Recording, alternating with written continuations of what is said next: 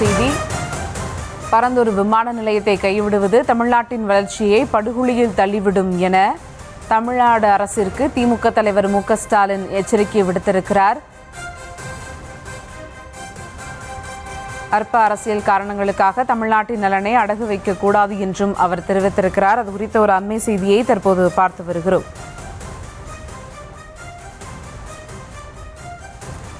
பரந்தூர் விமான நிலையத்தை கைவிடுவது தமிழ்நாட்டின் வளர்ச்சியை படுகொலியில் தள்ளிவிடும் என்று அவர் தெரிவித்திருக்கிறார்.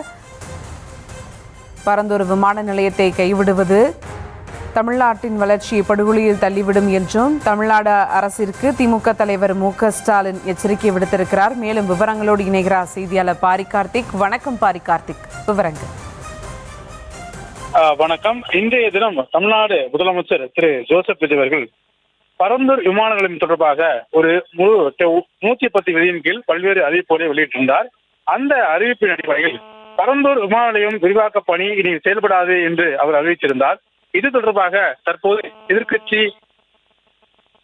முக்கியமாக திமுகவினுடைய தலைவரும் முன்னாள் முதலமைச்சருமான திரு மு க ஸ்டாலின் அவர்கள் தற்போது இது குறித்து கூறும் பொழுது, பரந்தூர் விமான நிலையத்தை கைவிடுவது தமிழ்நாட்டினுடைய வளர்ச்சியை படுகொலையில் தள்ளப்படக்கூடிய ஒரு செயலாக இருக்கும் என்று கூறியிருக்கிறார். மேலும் பரந்தூர் பன்னாட்டு விமான நிலையம் என்பது அந்த திட்டத்திற்கு கைவிடுவதற்கு தமிழ்நாடு முதலமைச்சர் இன்று வெளியிட்டுள்ள அறிக்கையில் மாநில வளர்ச்சியடையால் அதாவது வளர்ச்சியை பொறுத்த வரைக்கும் பல ஆண்டுகளாக பின்னுக்கு தள்ளிவிடும் என்றும் இத்தகைய செயல் என்றும் அவர் கூறியிருக்கிறார். அற்ப அரசியல் காரணங்களுக்காக தமிழ்நாட்டினுடைய நலனை அடகு வைக்கக்கூடாது என்றும் தெரிவித்திருக்கிறார். மேலும் முக்கியத்துவம் வாய்ந்த அறிவிப்பை விதி எண் 110 கீழ் அறிவித்துவிட்டு விவாதத்திற்கு கருத்து தெரிவிக்கவோ கூடாத இடமில்லாத செய்திருப்பது சரியல்ல என்றும், மேலும் மின்னணு பொருட்கள் ஏற்றுமதி, ஆட்டோமொபைல் என சகல துறைகளிலும் முதலிடம் வைக்கும் தமிழ்நாட்டினுடைய தலைநகரில் உலக தரத்திற்கான ஒரு விமான நிலையம் அமைப்பது என்பது மிக மிக அவசியமானது என்றும், அதே நேரம் இதை வேண்டாம் என மறுத்திருப்பது மாற்றமல்ல பெருத்த ஏமாற்றம் என்றும் தெரிவித்திருக்கிறார்.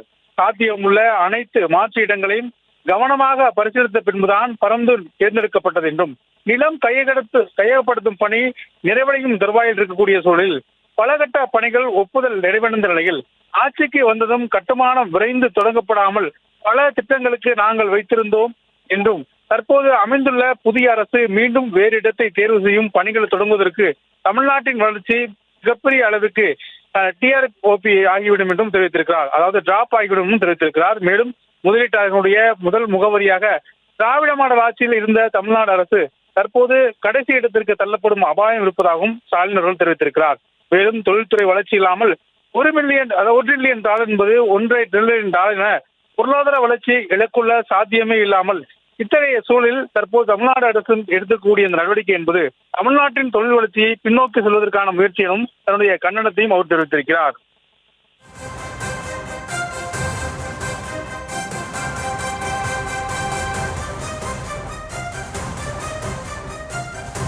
விவரங்களுக்கு நன்றி பாரி கார்த்திக்.